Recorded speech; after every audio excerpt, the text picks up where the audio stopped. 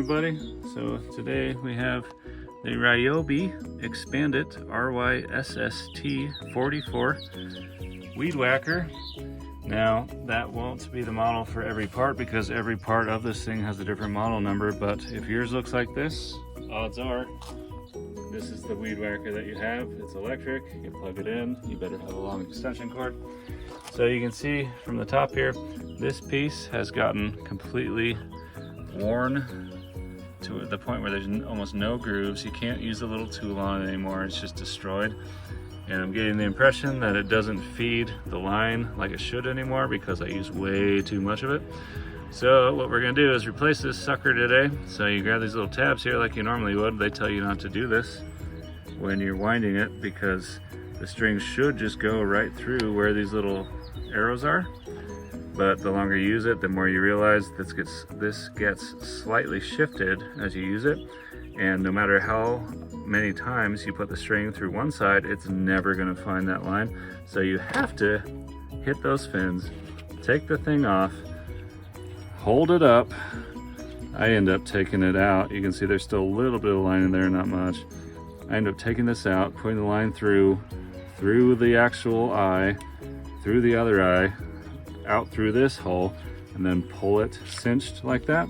That's the only way I could get it to work after a while.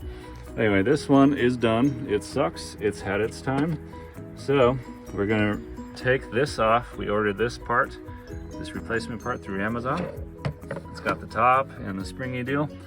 Now you might think, like any American, that this would be righty-tighty, lefty-loosey, but it's not. So I'm taking my channel locks on the bottom collar here. Pretty much just right there. Yep. It's actually lefty-tighty.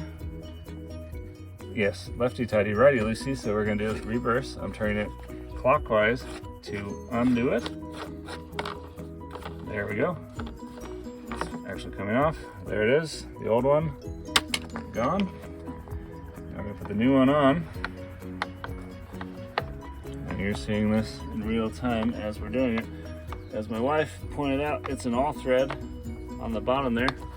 So you should start it. Get that baby going. Lefty tighty, remember? Because as it spins, when you're working with it, I guarantee it'll tighten it up. So we can get that more or less tight. There we go.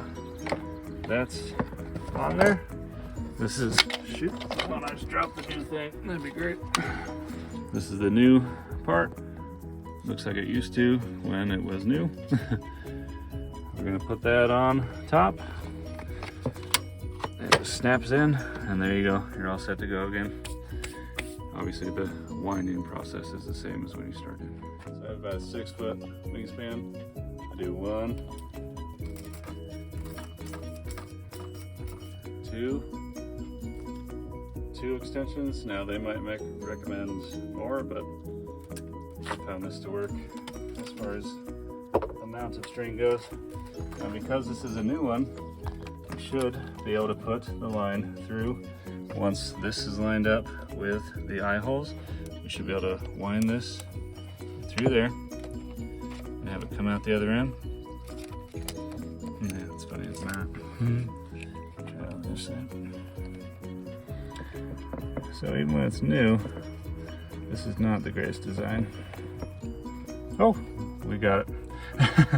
If it doesn't work, I usually take the tabs off, do what I did the first time. But since it worked, because it's new, pull that sucker through until it's about even at the top. And believe it or not, I keep a little tension on there with one hand. Believe it or not, the old tool, which is old, mind you, I've had it as long as the machine, still winds, which is speaking a lot for the grooves that are actually on the new one, which were completely worn off the old one.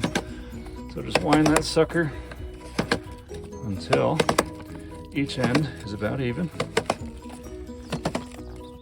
I can't tell you the relief it is to have it actually wind. I had to do this by hand with the old one because it just stopped winding because it was worn out to nothing, which is the nature of entropy. There we go. So you can see it's not exactly even, but as you go, you can bump that thing and it should go out.